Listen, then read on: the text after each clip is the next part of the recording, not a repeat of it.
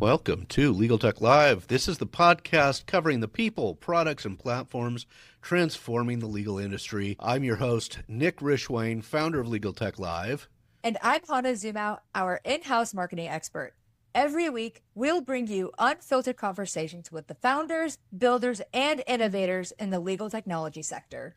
This is the show for those interested in growing their businesses and improving the legal world. And the founders and operators looking to learn from others. So if that sounds like you, join us and stay tuned for the following episode. And we're here today with a returning guest and a good friend. Dorna, welcome back. Happy to have you. Thank you for having me, Nick. This is the most excited I've been to be on a podcast, given that we go so way back. Great to be here. We go way back, and we stay in pretty regular touch through our DMs. So on a variety of topics, which we won't bore or excite the audience with today. That's right. Dorna, it's been so long since you've been on the show. I'll have to go back and find the old episode. But at that time, the company was Documate, and you were focused almost entirely on document automation, and so much has changed. So I hate to do it for a guest, but it's been a long time since you've been on. I think we need to do some of the professional background prior to Legal Tech founding, and then we'll get into some more modern stuff. Can you tell us a little bit about your experience from being a lawyer to founding a legal tech startup and the why of that? Yes, absolutely. So I started my career officially, more officially, at a big law firm. I was last at Sidley Austin. I was a litigator, and I actually never thought that I was going to get into legal tech. I did live in San Francisco, though, which at the time was like where every single engineer was. So as I was going through my practice, and particularly what really brought me over to the legal tech space was some of the work that I was doing pro bono. So as I was going through my practice, I just thought of different places where technology could make me more efficient and help me serve our clients better. And where this all started was I did a lot of pro bono work with domestic violence survivors. And I was finding that as an associate at a law firm, you only have a max number of hours that you really can do pro bono. And I was finding that I was capped and I wasn't able to spend my time on some of the cases that I wanted to. I wasn't able to take the client's appeal on really novel issues of law because I had spent so many hours doing their restraining orders. So I thought, what if I could automate some of this early work that isn't necessarily totally routine or easy, but is rules-based? Mine, who was an engineer, helped me build that. We built it, we launched it, we had people within the firm using it, we had some legal aid organizations using it, and we also built a consumer tool that we ran for a little while that was for domestic violence survivors. And through that process, we found that there were actually so many other areas of law and so many other jurisdictions where this type of process was very useful and would really speed up work. We eventually decided to build what we started as Documate, it is now Gavel. And the idea was to put this technology platform into the hands of lawyers so that they could take all of this expertise, all of the rules that exist in their brains, and codify them into the system and really speed up their work. And that has transformed quite a bit since we started it, but I'm sure we'll get deeper into that as well. We are going to get deeper into that as well. I do want to know, in that, it's a great background, but you are like one of the busiest people I know.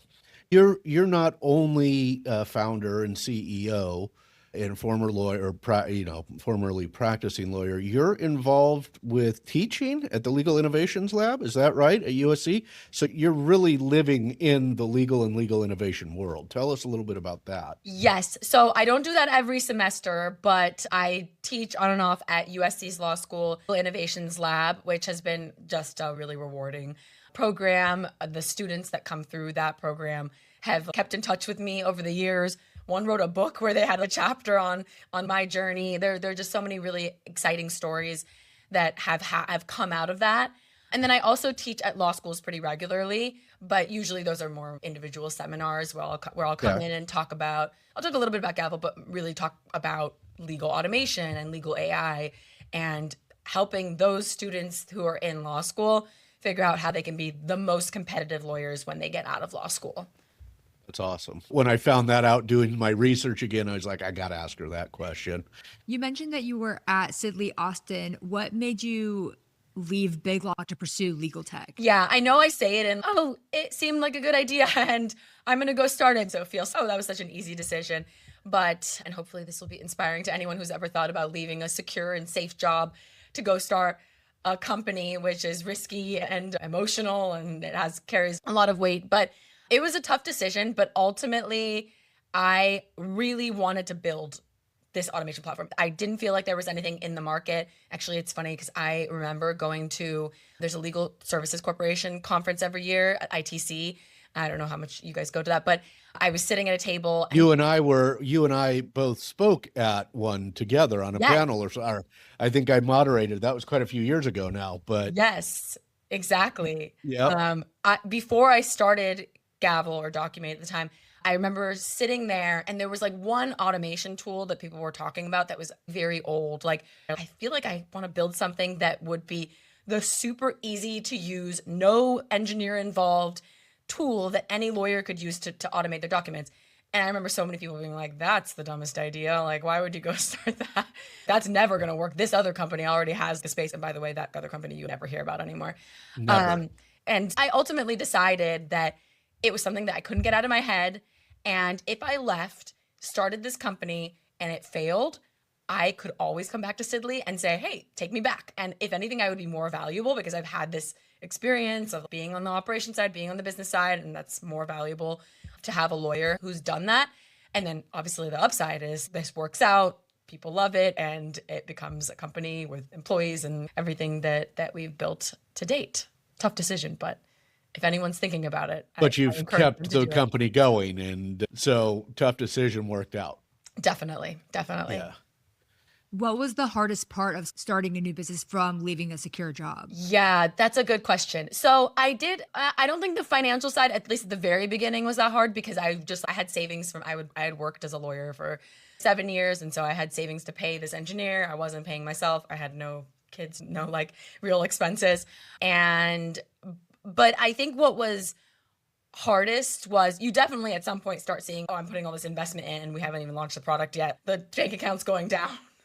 But I think the hardest part was that there were all these skills that I needed to learn. I had only been a lawyer. That's all. I went straight through from undergrad to law school to starting my first job. I had never done sales or marketing or product. I didn't really know how to manage engineers, which at the beginning, like I didn't. Right now I have an amazing CTO who we hired in 2022 and has that experience. But for a little while I was managing the engineering team, which as a non-engineer was difficult. So it was really getting a grasp of what all these different functions do, mastering them to some level as much as you can as someone who's not like fully focused on that, mastering them to some level on my own so that then I could hire the best people in all of these different areas who could take over and run marketing, run engineering, run product, run customer team, run sales, etc. And this is where I was telling Hannah before our chat, I was like, you're going to really like her. She's got a plethora of information because you had that experience of starting from scratch where you had to do sales and marketing and the product and the management and all those things. What do you think was the hardest, which is the standard for a lot of the startup founders who we have on who are real early? There's minimal financing or minimal fundraising in this beginning. And what do you think you took out of that? What do you think you mastered the best out of those items? Let's do that. That's a good question. I would actually say that probably the thing I mastered best was to be super agile with at a time when the world is changing so much. So I'll give you an example of that, Hannah, since you are a marketing expert. When we first started, I actually remember it was like also early-ish days of case text. And Pablo and I lived in San Francisco and I would meet up with him for coffee every once in a while. And I remember him being like, oh, all you need to do is you need to send out a bunch of mass emails because no one was really doing that at heavy scale. And I think maybe we were like a tiny bit late to the game there, but it did work at the very beginning. I remember the first set of mass emails I sent out with 0 customers. I still remember the names of the customers. People responded, got on a call, bought so rapidly. And it was just such a different time. Now you send mass emails that are like so curated, targeted, and you are lucky if you could even get any responses. So on the marketing, on the demand generation side, things have evolved so much, and I've needed to just be adaptable to any of these areas. I think that the one that I probably feel like I have the sense for the most, and maybe also have had the most trouble giving up at our company, is the product side, because I think I just know the customer so well. I still talk to our customers almost on a daily basis. I'm talking to a customer. And so having that touch point helps me relay that back to the team. So that's probably the piece that I've kept the through line. And you were the customer at the beginning, right? You were building for yourself, essentially. Is that fair to say? Very true. Yes. And so you had an idea of the solution you needed at that time. Very true. Yeah, it was a total gap in the market that I actually wanted to be the user of. And that's what the domestic violence platform that we built was essentially us building what we wanted to build with the eventual Gavel product. That's great. Let's go into the rebrand, because Hannah she's responsible for our rebrand of this podcast and everything else. But Hannah, why don't we jump into the rebrand from Documate to Gavel? Yeah. So what inspired the rebrand? Did the product change and you were like, of the product's changing, that we need a new name? What drove you to rebrand Documate to Gavel? Yeah. And I will add, let me add this for context and color for everybody. I actually participated in trying to find the correct name or the correct new name. I think I gave feedback for that. And Dorna, in her infinite wisdom, went with a different name than what I had chosen. That's how I remember it. Which one did you choose, Nick? I can't remember that. I wish I could, but it was like Codified, Lava. Those were some of the ones on the I table. may have gone with Codified, and Gavel is much better. So, but I did participate, as I recall. Wow. Actually, before you answer, Dorna, I want to say, I think rebranding a business can be a very difficult endeavor. So for you to do that successfully, I have to give you kudos, because I've seen things online where major companies are maybe rebranding something small, maybe like the way that a logo looks, and everyone just goes nuts over it, because that's how we identify the brands that we like. So again, major kudos to you doing that successfully. We've seen huge failures in this too, haven't we, in recent times with HBO Max, HBO Go. They failed desperately on it, but please, I'm sorry, go ahead. Although the IHOB, and back to IHOP, that's the marker of success here.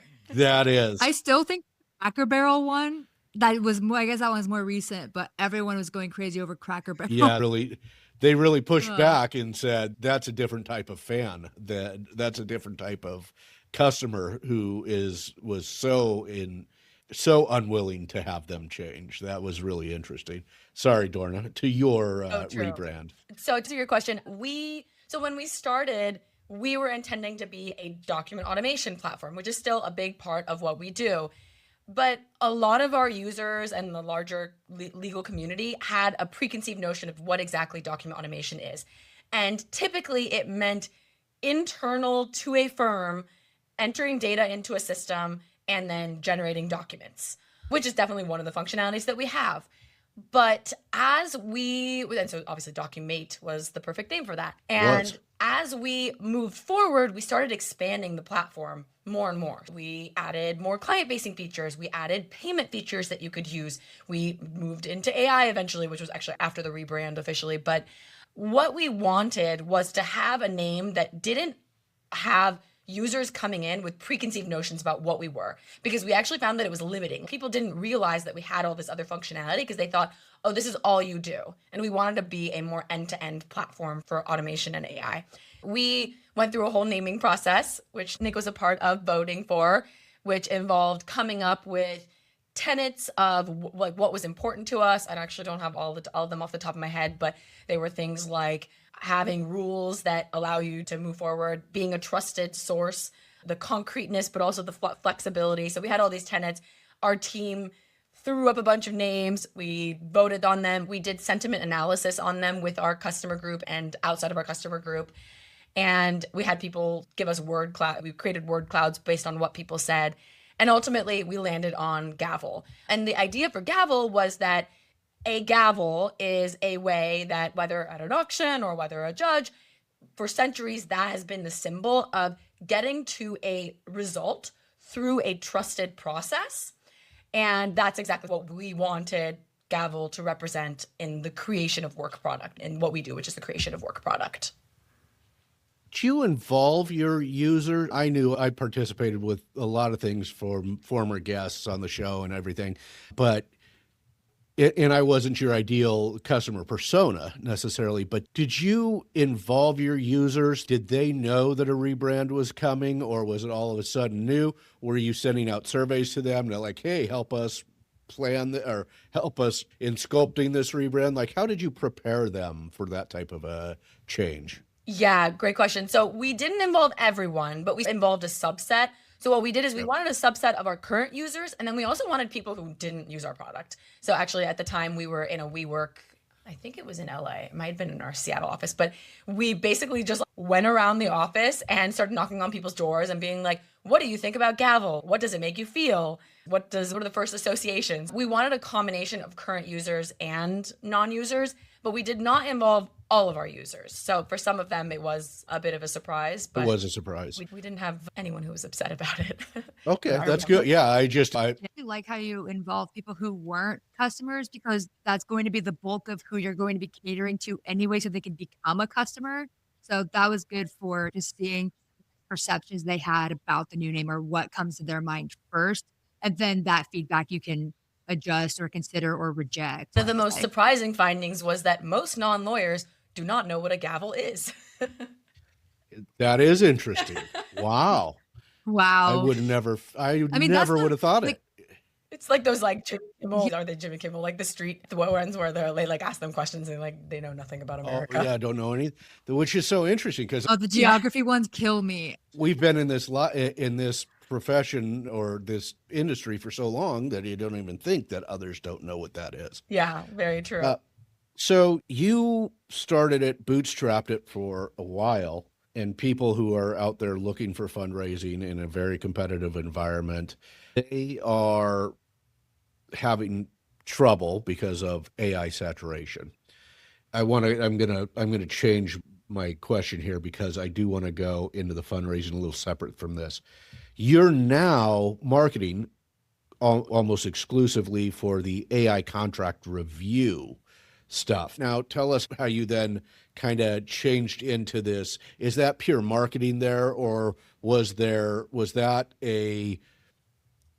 just a vertical that you could now focus on separate from the document automation?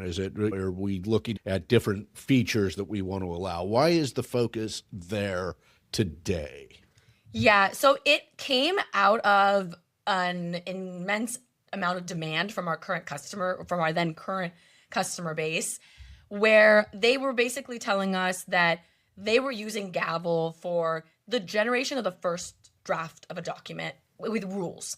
So we believe very strongly that the future of legal work product creation is going to be a combination of both this generative AI, which has become more popular, and having those rules and those harnesses around what you actually build.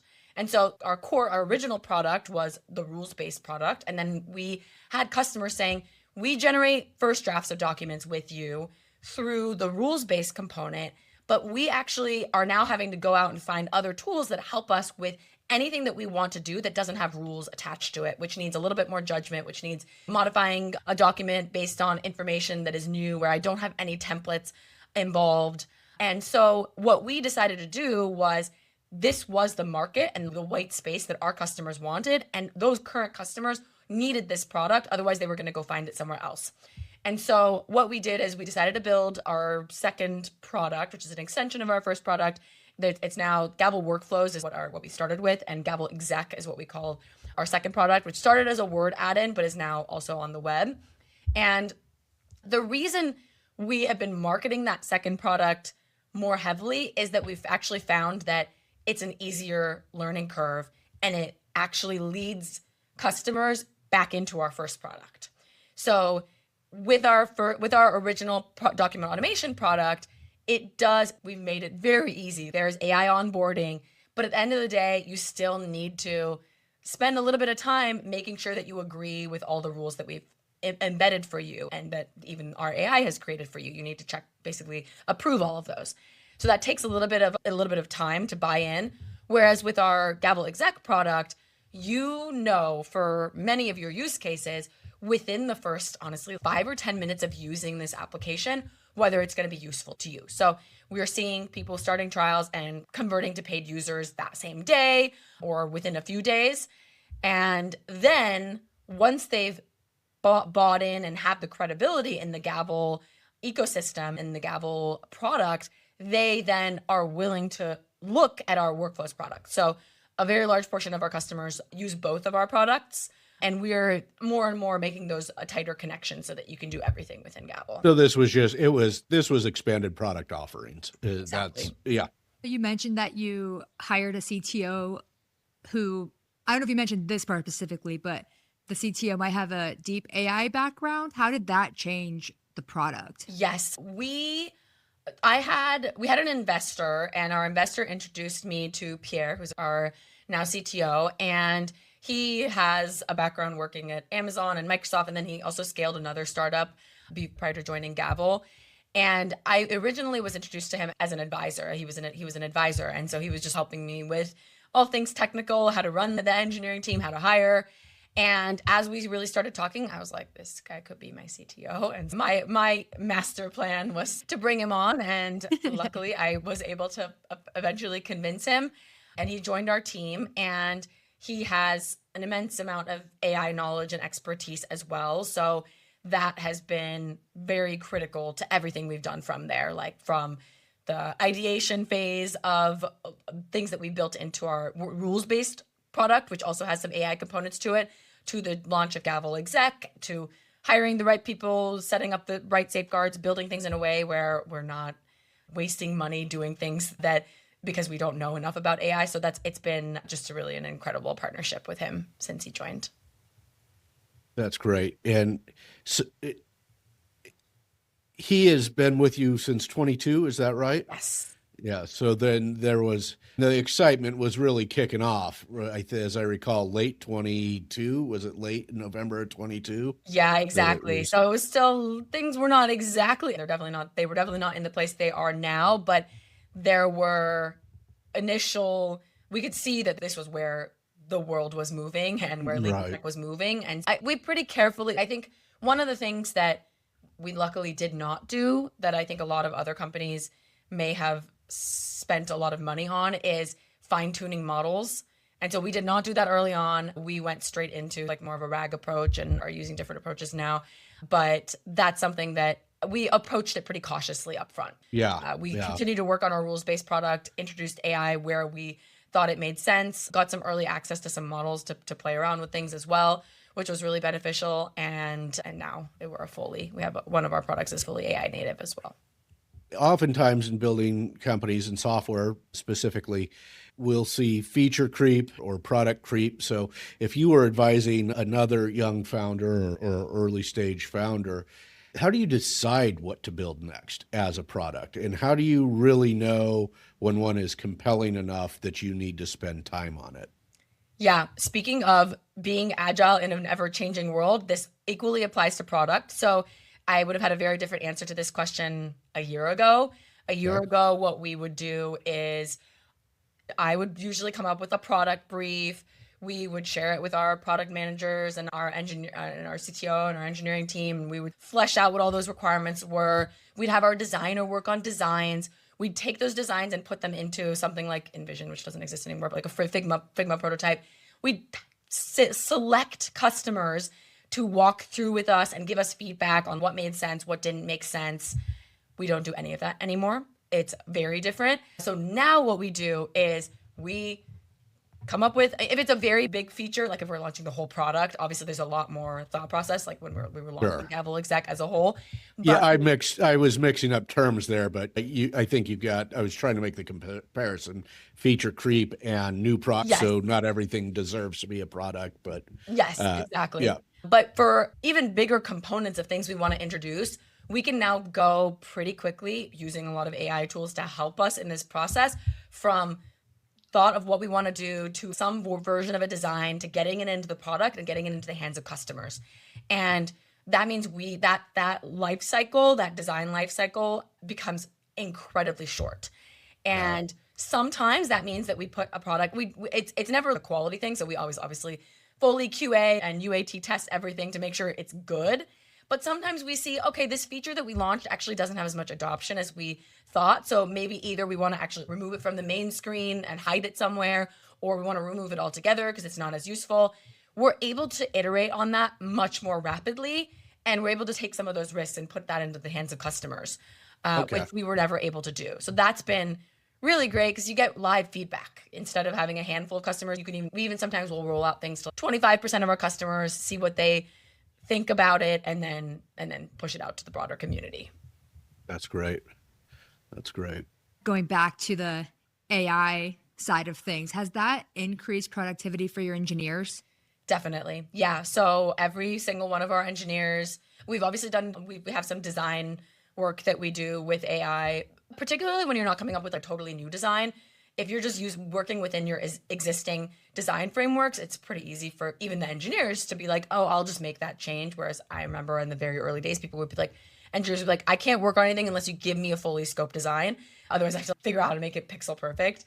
But yes, and then also all of our engineers are using one or more of these different AI coding tools to assist them. So whether it's Cursor or Claude Code, or some are using different tools, but those are the main ones that they're using, which has been really helpful.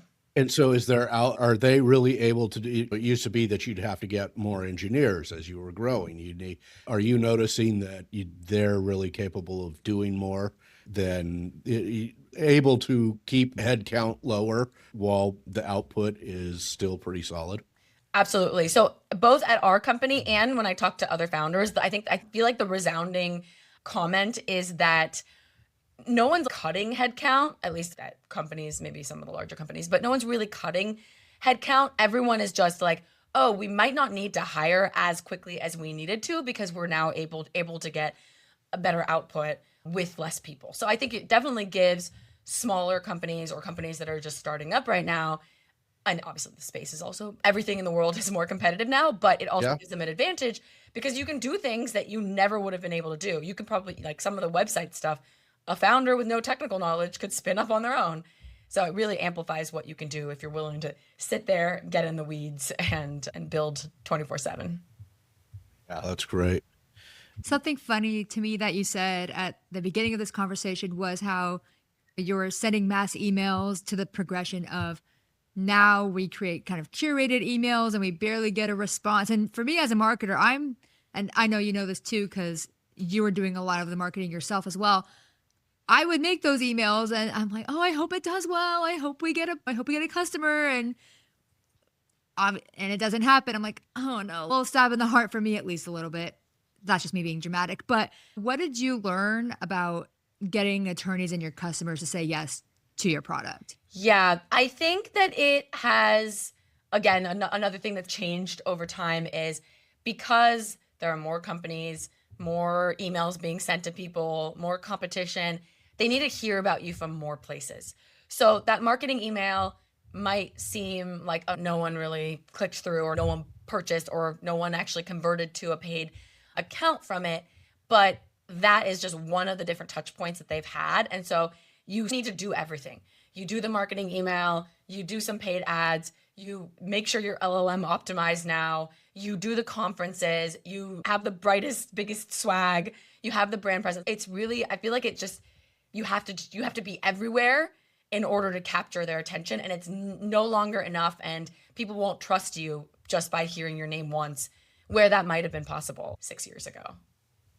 And is there something that you have tried that hasn't worked and you're just like, I'm just going to remove this from my strategy altogether?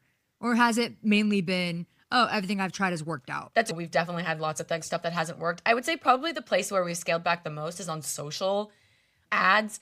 They do work in some ways. They get us customers, but they're not very cost effective. And so you just spend an immense amount of money and you get customers, but it hasn't been as effective. So we don't do a lot of social ads anymore. That's the main place I would say we've scaled back. We've also tried lots of little things like different partnerships. Some have worked out, some haven't worked out. I feel like you do need to throw, especially in the early days, just throw everything at the wall and see what sticks, and then be willing to continue to iterate on that. Those are all excellent suggestions. I do want to, because we got about 7 minutes left here. You did pre-fundraising, then you did the seed. This is from what I remember, it was that you were initially bootstrapped, right? It was you and your engineer that you were using your own money to build the company. And then you got some seed funding and you've gone from bootstrapped to venture backed, including Clio being one of your investors. Clio, you got to tell an investor. We just won their trophy back here. They gave us $100,000, but they're technically not an investor. Oh, that's right. Okay. Thank you for that clarification. So you really had this experience from two different levels, right? From I'm on my own schedule here, and then now I'm on a venture investor schedule, and you've got a blog where you talk about a lot of these things for founders, a Substack where you talk about these things. What have you learned through this fundraising experience as to how that changed the business for you? That's a really good question that I should sit and reflect on. So I think that to date, one thing is I have not given up control of operating decisions. I'm still the only member of the board. So that's something that every founder should think about carefully. There are many reasons you want to do that or don't want to do that, but that's something that's a decision that should not be taken lightly, because I speak to other founders all the time, and depending on who your investors are, it can be great or it can be something that really pulls you back. Yep. When choosing investors, all of our investors so far have been really incredible, and I'm so grateful for them all. But when choosing investors, I don't think I realized as much early on when this is my first company, but it's really important to find people who you really think are going to add value, because every time you send an investor update, you want the comments that come back to be things that help you build better, build faster, make the right decisions, not make mistakes. And I've had a few investors who have really been helpful in that process, just because they might not know legal tech the best, but they know about running companies and building companies and mistakes that other companies have made. And that type of advice and talking through with them has been really helpful. That's one on the advice side. And then two is just the connection side. So one of our investors, Neo Ventures, is who introduced me to Pierre, my CTO. And that was a very critical and important decision for us as a company. And so having investors who have a network that they can plug you in with, whether customers, potential employees. We've actually hired several employees through them. There's also an engineering network as well. So we've hired several employees through them as well. So those have been really important decisions for us. One of my favorite interviews previously was with Andy Wilson of Remember Logical. He sold that. Yes. And he was like you, and he was very deliberate and considerate about who he brought on as investors, and spent an incredible amount of time analyzing that to make sure that he got the right investors. Whereas a lot of times you'll see these young, somebody's offering me a check, and which is understandable when you need funding.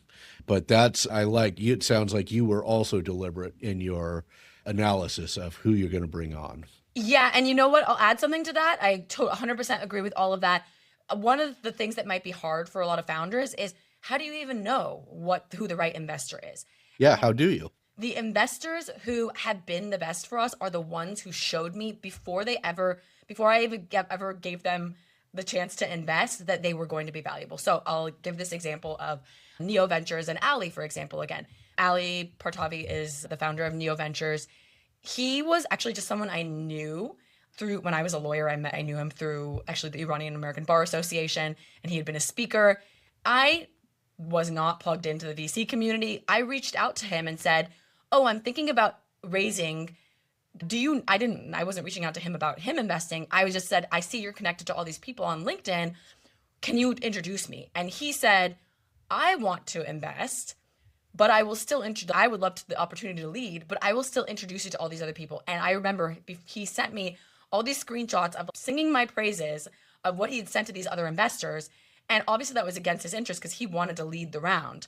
And that was what gave me the confidence. I was like, he is exactly who you want as an investor. He's putting us first, putting the company first, and doing things that may be against his interest for the best of the company. And so that was what sealed the deal for me on bringing them on as our lead. So he was a real advocate for the company even before he had any money in. Definitely. Yeah, definitely. Part of the job description of being a founder is that you have to wear a lot of hats, from even just understanding all the terms, the fundraising, the operations side, product. What has been the hardest decision that you've had to make as a founder? Oof, good question. We've had to make, I would probably say it's on the people side. We've had to make some tough decisions, but I think on people, but I think those are the ones when we look back were the right decisions. And oftentimes it's really hard to separate emotion and humanness from what's right for the company. And someone once described this to me as thinking of a sports team. You're a sports team, not a family. And you might describe yourself as a family, but at the end of the day, you need to do what's best for the team and what's going to get that team to succeed. So no matter what emotions might be involved with people you really love, people who are incredible, you still need to make the decisions that are right for having only the A+ players on the team. And so those are probably the hardest decisions when I look back, but they're also the ones that I know were right for us to make. Great. That's a great place for us to wrap it up so that Dorna can move on to her next call. Thank you, Dorna. You've been fantastic. Where do people find you? Where can they connect with you? Where do they learn more about Gavel and you and all those things? Yes. So you can find me on all of the socials at Dorna_@_Gavel. And I do some videos sometimes on legal tech topics. So hope to see you there. And I'm going to add one more. I think it's Dorna Moini .substack.com. Oh, yes, you're right. My marketing people are going to be very disappointed that I didn't mention that up front. But yes. Well, I read you write some really incredible and helpful information on that Substack for legal tech founders, for the legal industry. So I think it's important to note that one. Thank you for reading. My pleasure. All right. Dorna, thank you so much. Hannah, we can stop recording. We are back with Dorna Moini. You'll notice that this is the episode after the episode, and we've been having a few technical difficulties, so I'm going to hold this mic where it is like a fool. But last time we spoke, she gave us so much great information about being a founder in legal tech. And then when the cameras were off, she said, I may have to come back soon because there's going to be an announcement. But she would not tell us what the announcement was, regardless of my cajoling and efforts. She did keep it to herself, and 24 hours later, it was released. The news was released that Gavel has been acquired by Relativity. And so I had to, before we released the episode with Dorna, I had to have her back. Dorna Moini is returning briefly for a short time here to tell us about the acquisition. Dorna is the founder and CEO of Gavel and now part of Relativity. Dorna, tell us how it all went down and tell us how long that this had been happening, and just give us the news since the last interview, if you would. Yes, absolutely. Thank you, Nick, for having me. And I feel like this really brings us full circle from maybe one of the very first podcasts that I ever did was with you. And then I think maybe the last one I did as Gavel was also with you. What a wonderful journey. It's great. That's a good full circle experience. I like that. Definitely. And yes, I and the whole team are really excited about this acquisition and about the journey ahead with Relativity. It's not something we had been thinking about. We were thinking about potentially going out and raising another larger round over towards the end of the summer. And this was an opportunity that came up.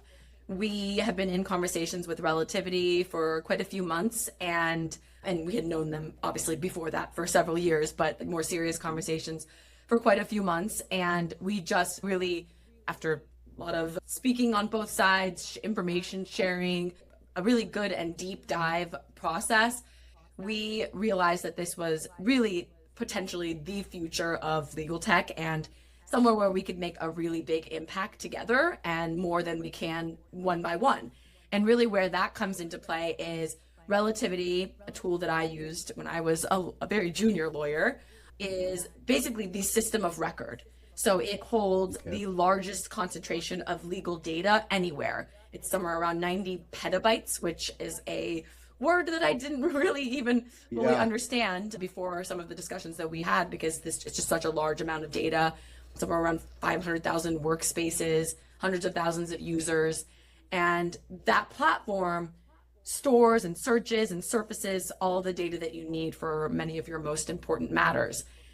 And then for us, Gavel is a system of action. So we create work product, and we really specialize in that piece of the process. For us to combine forces allows us to take that entire life cycle and turn that data into actions, which keeps Relativity users inside of the platform. And then for us, it's really everything that makes our AI platform hundreds of thousands of times more powerful, is that it's not just incredible AI grounded in the data that we have accumulated, but really all of the immense amounts of data that you have as a Relativity customer. So there's a really powerful journey ahead of us here. We have a lot of work still to do, but we're really excited about that. So for Gavel, it's really data expansion. It increases the value of what Gavel offers to the users. Yes, data expansion, and then I will also say just distribution. So we have always been, and will continue to serve.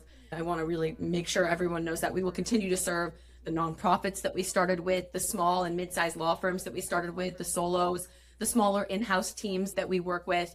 And that is still something that we have been given the directive from Relativity that they want us to continue to expand there.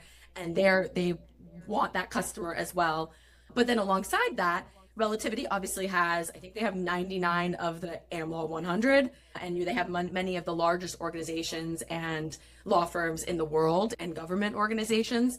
So there's a big opportunity for us to continue to expand the footprint of Gavel product into some of these audiences that we have not tapped into because we are product-led growth. We don't have an outbound sales team. And this is really allowing us to, both of the companies, to really expand beyond their core ICP as well. That's great. I'm just so excited for you. Like you said, your first episode was actually episode 49 of this podcast. Gosh. So nearly 100, about 90 episodes ago, almost 100 episodes ago.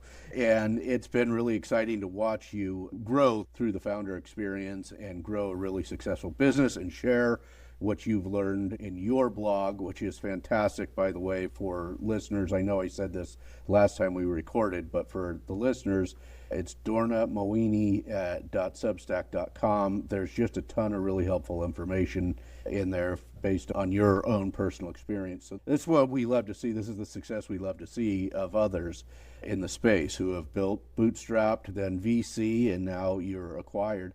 Will Gavel keep its name within Relativity for now, or what's the plans there? That's a good question. For now, it will keep its name. Obviously, anything could change as we move forward and as we get a little bit more deeply integrated from the product side particularly. But for now, we will continue the Gavel name and the Gavel product. And then Gavel will also be available standalone, as it always has been. Customers will be able to continue using Gavel and coming onto our website, using it without any kind of sales team or any kind of onboarding if they don't want that. Obviously, we also do provide that if they do desire onboarding. But then also we'll have a product that's directly inside of Relativity. So we'll figure out exactly whether we'll change the name when it's inside of Relativity. But for now, the standalone product will keep its own name. And you and some of the team, there was an aqua hire in here. It was not just acquisition of the product and the intellectual property. It seems I noticed because you now have a Relativity email. Yes.